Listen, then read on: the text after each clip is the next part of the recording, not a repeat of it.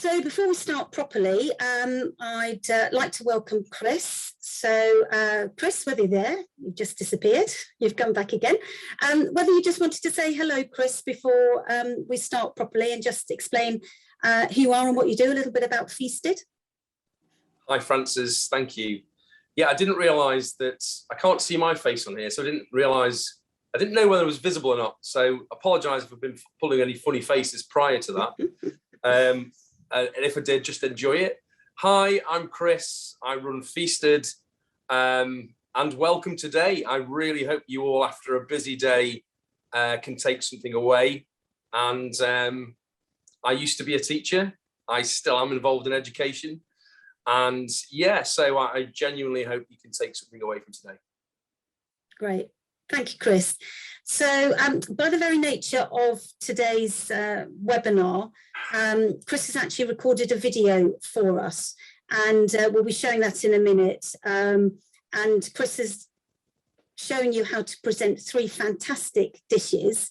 And then also we've got some, later on in the presentation that I'm going to show you, we've got some really wonderful images of some other dishes that Cris has made and presented through his work at Feasted. And as I said, Cris will be around to answer some questions at the end. So just quickly, just to recap on what's going to be covered in today's masterclass. So we're going to be looking at food presentation and styling for different dishes and meal occasions, using garnishes and decorative techniques, and then particularly presenting 3 different dishes, giving a starter, main course and dessert, the wow factor. And then also we'll have some links to Food, A Fact of Life and a little bit more information about training, etc.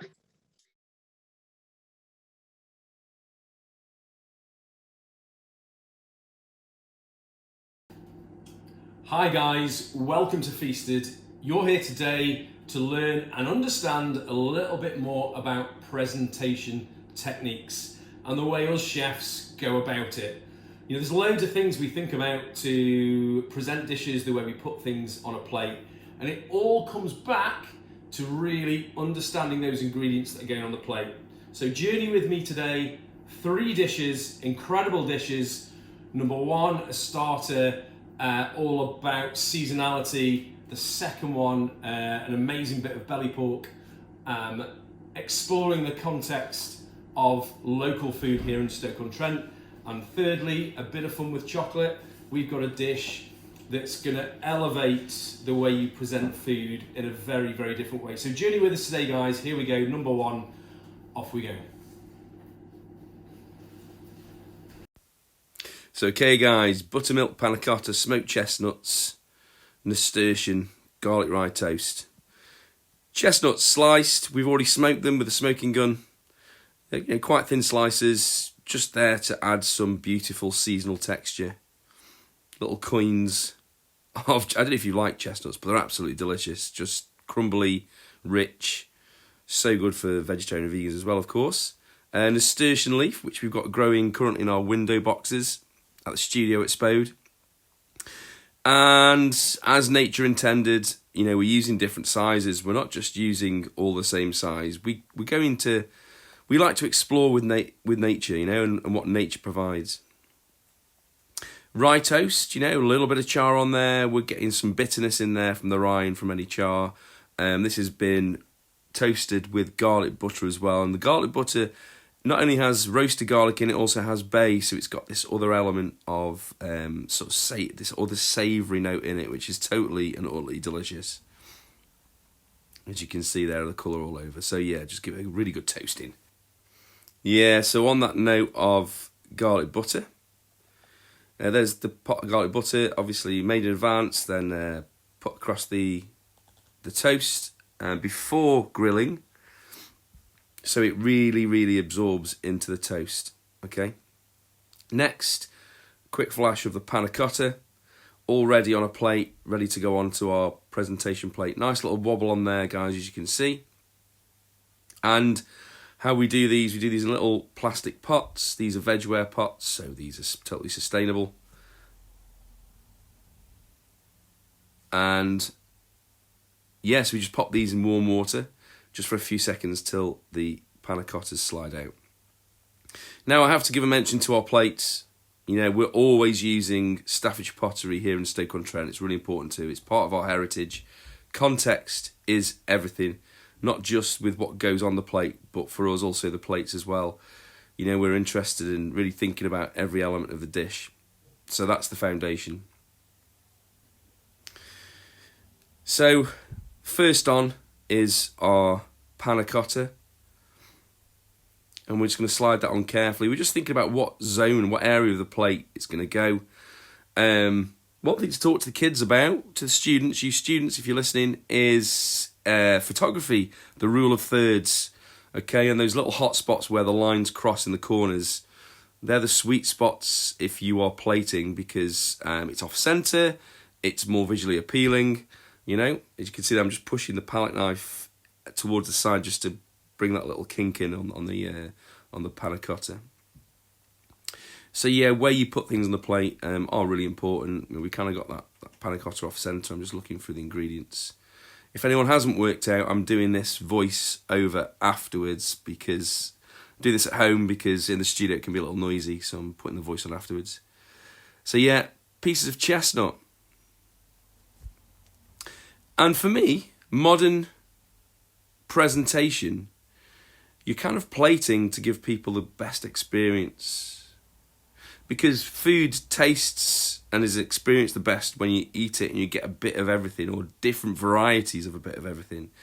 And I think like modern, or a lot of modern food presentation is majorly about that. You know, it's now we have things like you know, food's such a big thing now, isn't it, for people, you know, to enjoy in their leisure time, that, you know, we want our customers and our clients to enjoy it in the best possible way. So it's all about the experience. Yeah, it's got to look pretty, but it's about the experience.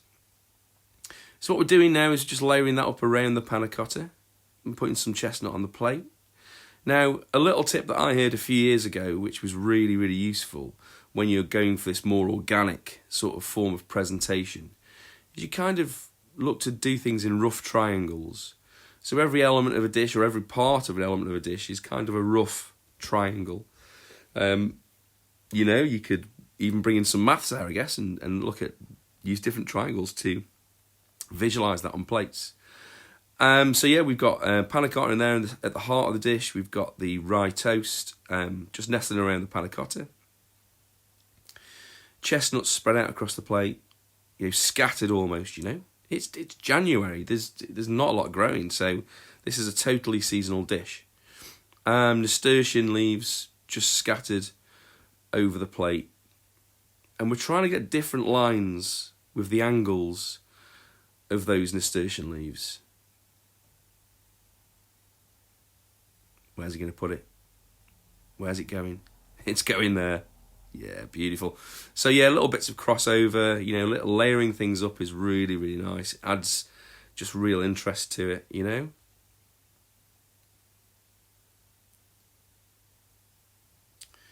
And then just putting a couple of extra pieces of chestnut over the top, again, just layering. So the mouthfeel of this dish, obviously got really smooth panna cotta in there, which is delicious. It's almost like a set custard, but it is savoury. It's just incredible, you know, really deep savoury. And then you've got the toast, just really, really lovely. So there's the dish, a little rotation, and you can see all the elements. Just finishing up there with a little bit of rapeseed oil, UK grown, of course. You know, we are local wherever possible, definitely UK, almost always. And there are times when you maybe want to use something a little bit different, but ultimately, yeah, very, very highly seasonal, micro-seasonal, in fact. So there it is, guys. That's that dish. This dish is our starter dish from our box that's going out this month. We do feast at home, dinner party boxes, really good quality, 2 people, £70. And this is the intro dish from our dopamine box in January.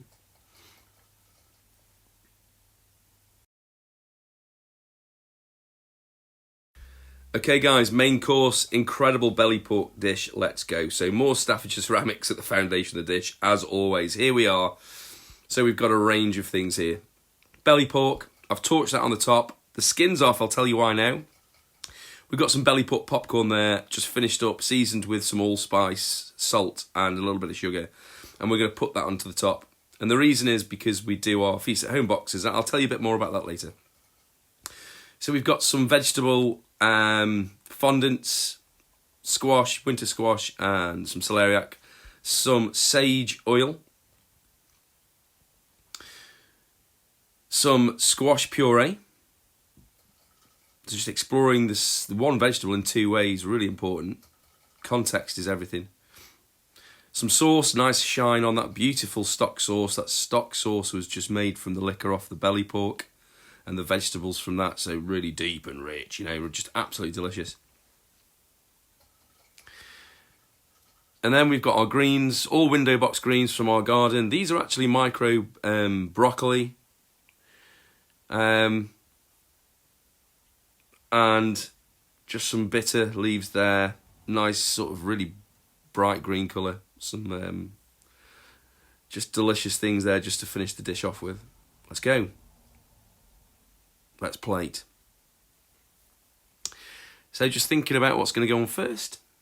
Any guesses? Here it comes. So sauce on first on this one. Again, we're going very natural. That's what we do. It's all about sort of natural lines, natural forms. I always say to my chefs, there are always contradictions to those rules. Never assume the rule is always the same. But ultimately, that is what we almost always aim for. I'm thinking about the last dish might appear to be different in a different way. So now I'm just going to get that popcorn on top of the pork and doing that on a different plate so it doesn't make a mess of our presentation plate.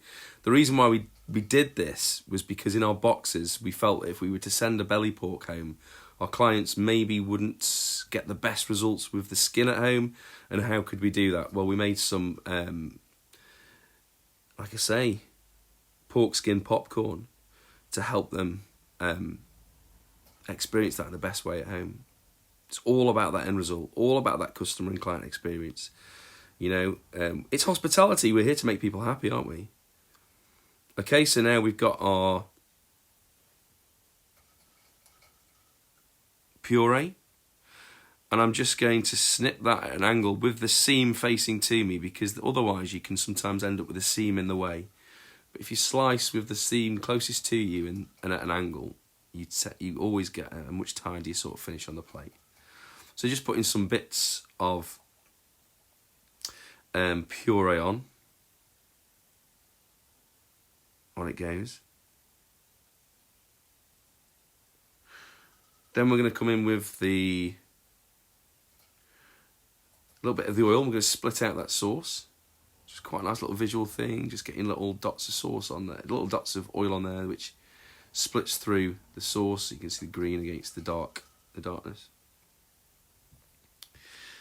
And then fondants, just placing those on. Think about those rough triangles again, yeah? Lots of colour on those fondants. They've been the best way to do fondants, actually. They're large vegetables are the squashes and the celeriac. So we roast them first till tender for about 20 minutes. Then we slice them, then we cut through them. The leftovers are then turned into puree. We do a lot of fermentation with bits left over. We waste very, very little. The sustainability element of what we do is absolutely important, not just with the ingredients, but also people as well. We're really looking at the way we treat people in our business. This industry is going through great changes. It's a great time to be at the sharp end of that. It's a great time to innovate. Explain that to your kids. These are good times for the industry. It might not seem that way, but it really is. So there it is, guys. Let's just finished off with some drops of sage oil at the end. We're just natural. That's what it's all about. Food is nature. Let's be natural with it. Okay, third and final course. Let's go for it. So this is a chocolate tree we're going to make. I'm just going to show you the first process because it's going to help and make so much more sense. So I've got some melted chocolate in a piping bag. I'm just looking for a route through the ice. And this is us making the first part of our tree. Now, when I did this, the chocolate is set at the end of the bag, so it's good to show failures and mistakes. It happens to us all. So I'm just going for the lines of the ice. I've planned my route, and I'm just making a branch, okay? Now this is, if you can do a bit of a steady sort of squeeze on the bag, then you know it's quite simple. I'm just getting over it just to strengthen the branch as well, and especially at the end closest to me, that's thicker. Now I'm just gonna separate out the ice around it, and that's just going to sink in, because underneath set, and now we need to set it all the way through. Now you need to leave that for probably 30 seconds plus, just to let that set through. This is what I did before.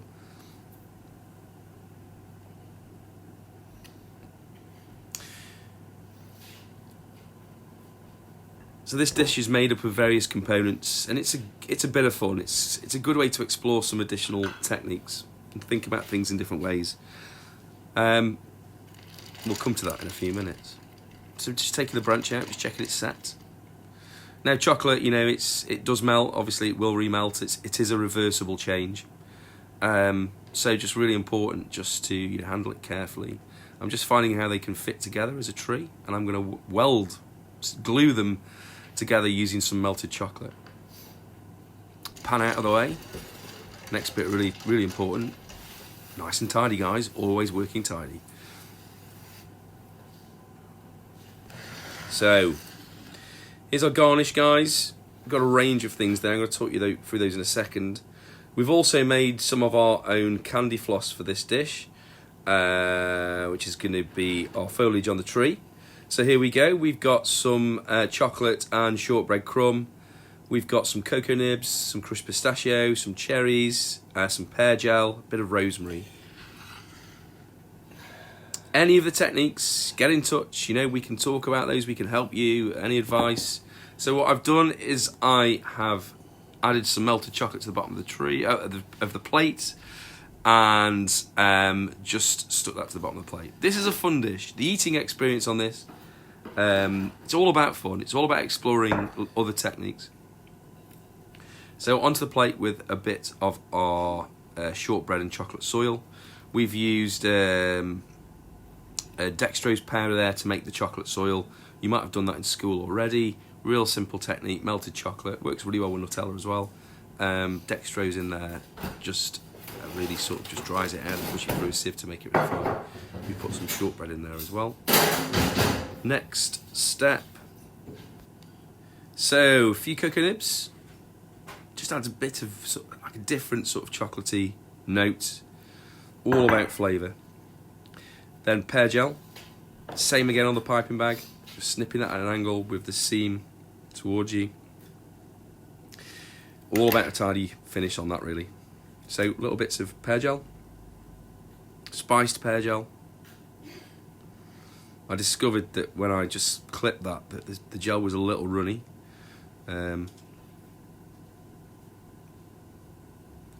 So little bits of pear gel on there, just spreading around the plate, not really trying to be too uniform, just natural triangles. Next, some cherries. These are just whole glazed cherries and a little cherry gel. Almost like the fruits falling. That's what I was thinking. So again, just scattered around the plate. And we're going heavy on this side, so it's good to see plate. Seeing plate is good. And then I'm going on with a bit of crushed pistachio. Chose pistachio because of the colour. You know, you could use some herb sugar. You could make some leaves. You could do various things. So that's the base. Some pear sorbet on there as well.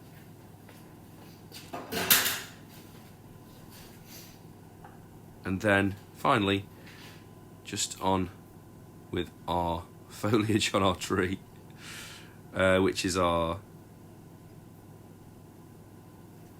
candy floss. Just needs a little tweak and a little move around just to get the position of that right. Just nestling on top of those branches. There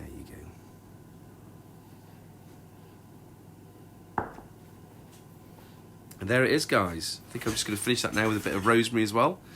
Rosemary and chocolate does work really well. We try not to think of things as savoury and sweet. We try to think of things as just flavours. It opens up some amazing combinations, you know, and the more you sort of look into that, the more it makes sense. We kind of like to challenge what we assume to be right. We like to challenge, you know, the way things are done. It's about finding new ground. It's about exploring but making every dish beautiful. So there you go. There's our chocolate tree. An amazing bit of fun. Quite a few skills in there. Enjoy. Guys, thank you so much for being here with us today. I'm Chris from Feasted. If you're catching up at a later date, hope you've enjoyed it. Here's how you can get in touch. And, well, take it easy. Great. Thank you, Chris. That was absolutely brilliant. Thank you very much. What I'm going to do now is I'm going to share my screen and just carry on before we just ask some questions of Chris in a few minutes. Apologies if some of you had difficulties with the video. We will share the video tomorrow so that you will be able to see it if you haven't been able to see it properly today. So apologies, I'm not quite sure why that happened. Worked for some people and didn't for others. Okay, so that's what we covered so far in our video. I just want to show you some images of some of the other dishes that Chris has made, because I think it shows you some really fantastic ways of presenting different types of dishes. So some really lovely, colourful ones on here, and perhaps in a minute, if anybody's got any questions about the particular dishes, then Chris might be able to answer them. So there's a few here, and Chris was saying about the importance of the plates that you use, and you can see that he's really thought about the different types of plates and the colour and how it offsets the different ingredients. And this one, I love the one with the teapot. I think that looks fantastic, and some other really brilliant bright pink colours on the one in the middle. And then there's a fantastic looking chocolate tart, I think. And then I think that's an oat cake on the side. So there's some really lovely other dishes, and get some inspiration, hopefully, from those for you and for your students.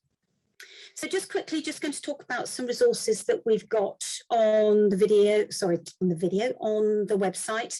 These are particularly around food presentation and styling. So we've got a PowerPoint presentation which goes through each of the different stages and aspects of presenting food and gives some examples of different types of equipment that you can use as well with the pupils. And then we've got a poster which has got some different ideas of different ways to present foods, particularly for different types of meal occasions. And then also we've got some classroom activities that you can actually do with the pupils to practice their food styling and presentation skills. And then we've got some other resources that you might find useful. So we've got lots and lots of resources around cooking on the website. We've got our remote learning activities. It looks like we might have to be relying on those a little bit more over the next few weeks. But there are some in there, particularly to do with food styling and presentation, that you might find useful. We've got some interactive activities. And then, of course, we've got all of our recipes online. So over 300 tried and tested recipes, with new recipes to come over the next few months. So also just a little bit about future training. So we've got another webinar coming up in March, which is about careers in food and drink, and that's going to be in National Careers Week. And then we've got some practical workshops coming up. We've got one on Saturday, very short notice, I know, but we have got a couple of places available for that. And that's designed for trainee, new and non-specialist teachers. And the same for the one in February as well. I think that might be fully booked, but there are places on the waiting list if you're able to join us for that. And then also we've got our online courses, and particularly at the moment, just for another couple of weeks, we've got 300 free access codes for our food science courses. They're available just until the end of January. So again, if you're interested in doing either a course on the functional properties of food, the sensory science or food hygiene, then those courses might be useful for you.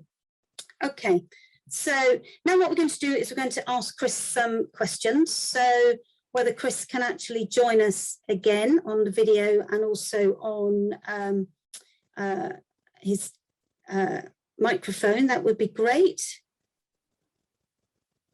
So that was some amazing dishes that you did there, Cris. So thank you for that. And I have to say, I particularly like the chocolate tree. And I could see that that the teachers and the students would have great fun doing something like that in school. But also there's some sort of serious skills involved in it, which we all know is important to be teaching the students. So I've got some questions actually, and I don't know if there's been any coming up in the chat box.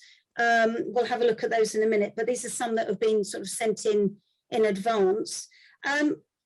Be just interesting sort of just to know really, and just so the teachers can sort of impress on this with their students about why you feel it's important to take the time to present a dish well. Say that again, sorry, Frances. Yeah, so why do you think it's important to actually take the time, make the effort to present a dish well? Well, yeah, so there's loads of reasons. In a broadest sense, in terms of eating food, it's got to look appealing. I think that's partly to do, probably linked back to things being safe, you know, and if it looks like food, we're more likely to eat it. So in the broadest sense, I think that's really important. In terms of hospitality and restaurants, obviously, you know, we are running businesses, so people have to be engaged and have a sense of, certainly at the sort of middle to higher end of the market, have a real sense of excitement about the food they're eating. And that's really important to us, you know, obviously down to the plate, that context, the context of everything from what it's put onto to all the ingredients, the seasonality, the story behind the dish. For us, I mean, it's what it's all about. Great, no, that's brilliant. And that actually then leads on quite nicely to, obviously the dishes that you showed us today are very much sort of restaurant standard dishes, but making something looks good that's for an everyday. Have you got any sort of tips for that as well? So something I'm really interested in actually through some of the work I've done in schools, and I believe food psychology around getting people or children to eat ingredients. There's some things to unpick there.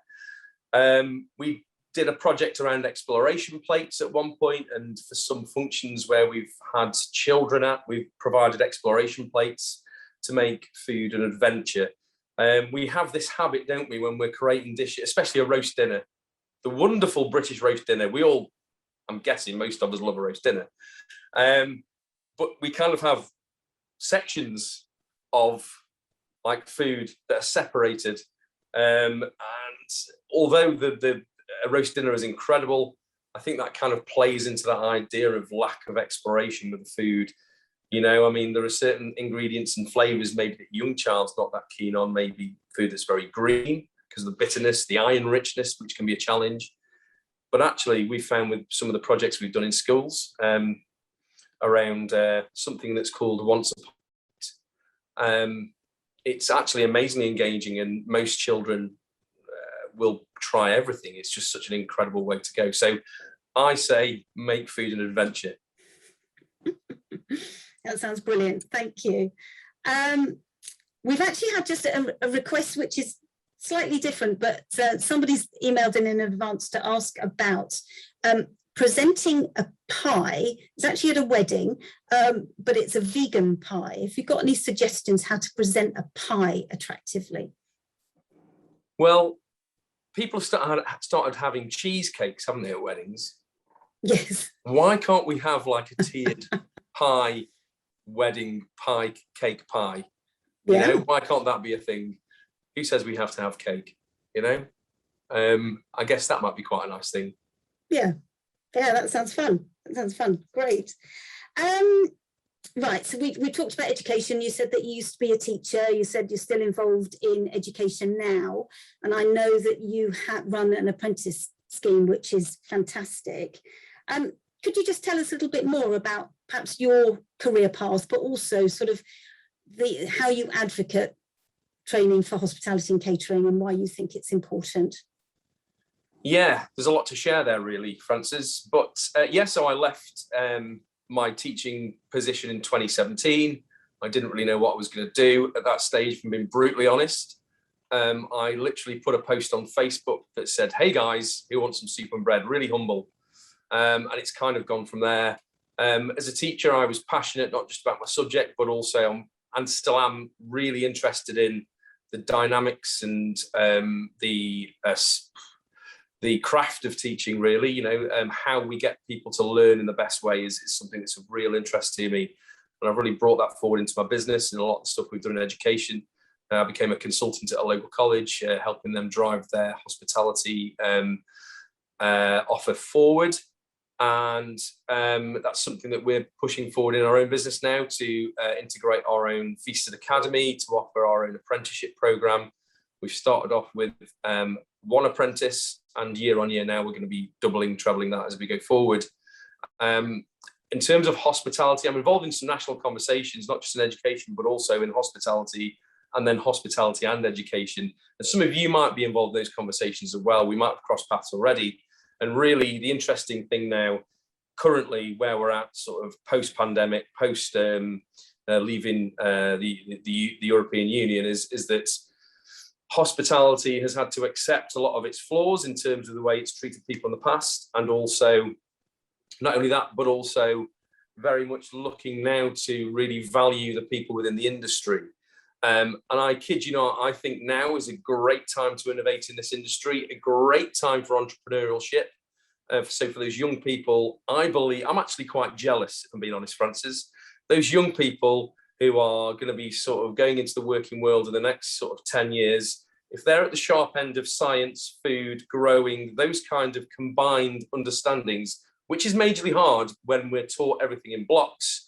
But if they can nuance and sort of integrate some of those things together and be very innovative in their thinking in terms of growing, in terms of providing food for hungry people, in terms of job creation around innovation in their own sort of endeavors, it's a really great time to be planning, thinking, considering what the future of the industry could look like. I genuinely think that. Great. And I think that's brilliant to hear. I think it's really positive for young people when things have been very difficult for them over the last couple of years. So that's brilliant. Thank you. Right, so we've had a couple of questions in the chat box. Pia has asked, if I want to do the chocolate tree, how much can I do it in advance? Yeah, so, we call that MEP, so mise en place. That's what we work towards. So in terms of, you saw me put that dish together, and really, it can work in the classroom. We made our own candy floss. I think it's probably quite a nice one for the end of term, with it being sort of sweet things, quite, having candy floss, chocolate, etc., etc. I would have thought in a lesson, making the chocolate tree and presenting it is within an hour's lesson.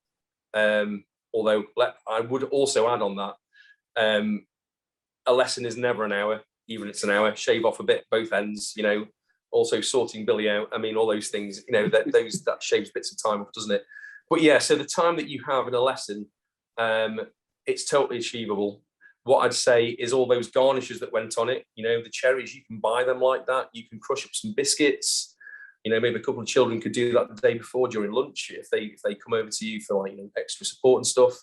I can't think of anything that couldn't be done in advance. You can buy a puree or a fruit sauce that's pipeable, that could be done in advance. So really, I think a lesson is that is totally achievable. Maybe you present it the lesson before, and maybe they prep those garnishes then. So that's 2 lessons taken care of. Yeah. That sounds great. Yeah, thank you.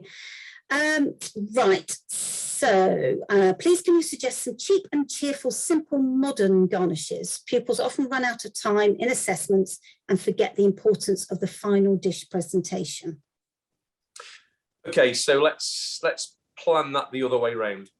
So what we tend to do, how we teach, is we teach kids through commodities, through we're going to do a protein, guys. Okay, so they're going to make a burger. They're going to you might even get them to fillet a fish and then cook the fish. Plan it the other way around. Go from the presentation back. Try that and see how that works. Maybe introduce the skills that they need for the dish. and then present them with an opportunity to present the dish, then make the dish, and then present it. I think often as teachers, one of our greatest challenges that we sometimes fail to recognise is giving the kids the opportunity to really understand the skills. I see it time after time. I see it with our apprentice when he goes to college. I feel that, you know, often as teachers, we're pushed to get results. So we skip through maybe those really simple things that as adults, as educated people, we think, well, they just understand that, don't they? Whereas really, it just, we have to think, do they really understand it? What I learned is when I became a teacher, I was a chef before I was a teacher. What I really learned that those recipes that I thought I really understood, teaching was amazing, because by the time I'd left the classroom in my teaching role, those things I understood through teaching, I understood them better than ever. So you're well equipped to do that, you know. Context is everything. I think teaching them about, you know, taking a vegetable. So take a broccoli, you can puree it, you can roast it, you can do all those things, make the garnish out of the things they are using, purees, you know, crumbs from breadcrumbs, really simple, just toasting them up, adding herbs to them, seasoning it. I think understanding the principles of dish is really essential. If it's a savoury dish, you know, obviously it'll have some element of salt. Is there umami? Is there a sweetness? Is there dairy, which adds that richness? Where's the texture? And also the one thing that we most often forget is acidity. You know, where is the acidity coming in? I think you'll find if kids can, or if you can put that to them and they can actually plan those things in isolation together, you'd probably all have all the elements of your dish anyway. I think it is that case of going deeper and allowing them to explore it. Great. No, that sounds brilliant. Thank you. And then I think there's one more comment from the chat box or question. And I don't know if you can suggest anything for this, but somebody said, Anna said, how do you reckon we can package up the trees to take home? Any suggestions? Yeah, so I mean, chocolate will snap, it will melt. Try not to do them in summer. That's a really good tip. If you can do them in the colder months, it will help. I would just wrap them very, very carefully in paper. I have a bit of a theory actually about taking stuff home to show parents. I think you know, sometimes food is about the moment. It is that. I think maybe sometimes there's a project where they take something home to share, and it is that, and that's a family thing, and there's real value in that. But yeah, I do genuinely think sometimes, you know, something has a time, and maybe it is something they explore in the classroom, and maybe they take a photo. I mean, obviously different schools have different attitudes towards phones in class, but yeah, I'm probably not giving I'm just giving an honest answer there, to be honest. I'm not here to tell you just what you want to hear. I'm just going to be honest. I think genuinely, I'm thinking about kids taking that home. Maybe that wouldn't work. However, I think in the class, I think it'd be really, really great. Yeah, no, that's brilliant. Thank you. And then I think one final question really is that, oh no, there's another one actually. So 2 questions. Any tips for making purees with very small amounts of veg? Yeah. Just trying to think of a really great example. Yeah, so I think it depends on what equipment you've got. If you've got a stick blender, and you've got a very narrow jug, or you know the little, you tend to get a little jug with the stick blender that are very narrow. So the more narrow it is around the space in the bottom, then the easier it is to use smaller amounts of liquid. With a puree, it is absolutely that thing. You can add liquid to it, but you can't take it away so easy. I am going to show you something that actually helps you correct that in a second. I will grab something for you. But yeah, so a very small container, small amount of puree, roast it for things like butternut squash or winter squash, celeriac, again, roast it.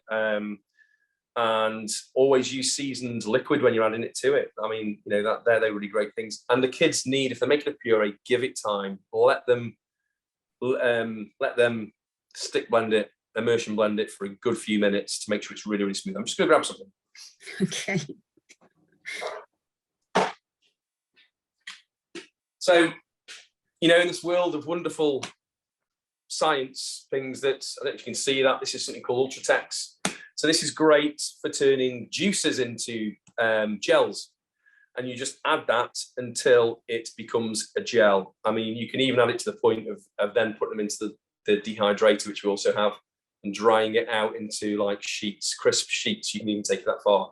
What this is supposed to do is it doesn't lock away too many flavor molecules. When you add gelling agents and things, they can lock away flavor molecules. So that's something to be aware of. There's other things you can add then, but ultimately, when making the puree, if you do add a little bit too much liquid, having a little bit of this around is really useful for the students. I know that pressure of time towards the end of the lesson, when I said Billy before, when Sarah, when she's made that little error, you know, and you want to make sure she's happy, this Ultratex, someone said, what is it called? Ultratex is really useful. There's another one here. This is maltodextrin. This is what we used for the chocolate soil. This, anything with high fat content, you can turn into like a powder, add it to it, it will clump, push it through a sieve, and you have a powder. And that again is really, really useful and effective. And what's amazing in terms of mouthfeel, when that chocolate soil goes back into your mouth, it turns into a liquid again. Great. That's fantastic, because that was actually one of the questions that I was coming on to, actually, was about how did you make the soil? So that's really good, thank you.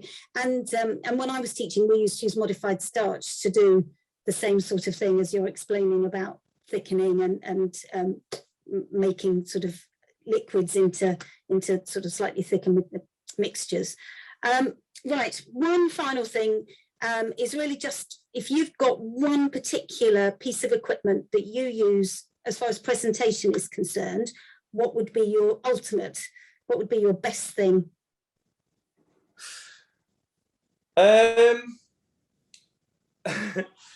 We work, like I say, we work with nature, so the ingredients are the best thing. We try, you know,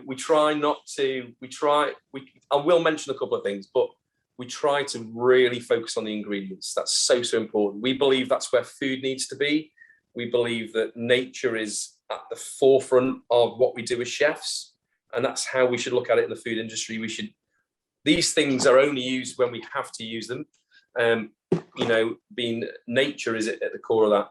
We do use a flask quite often, which is charged with gas to do spumas and foams, and that's quite useful for like that light texture.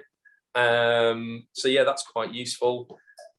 The last thing I think I'm going to say now around that is that fidget spinners, if you've got a drawer full of them, they're actually really good for balancing a plate on and putting puree onto a plate by spinning them, by spinning the plate.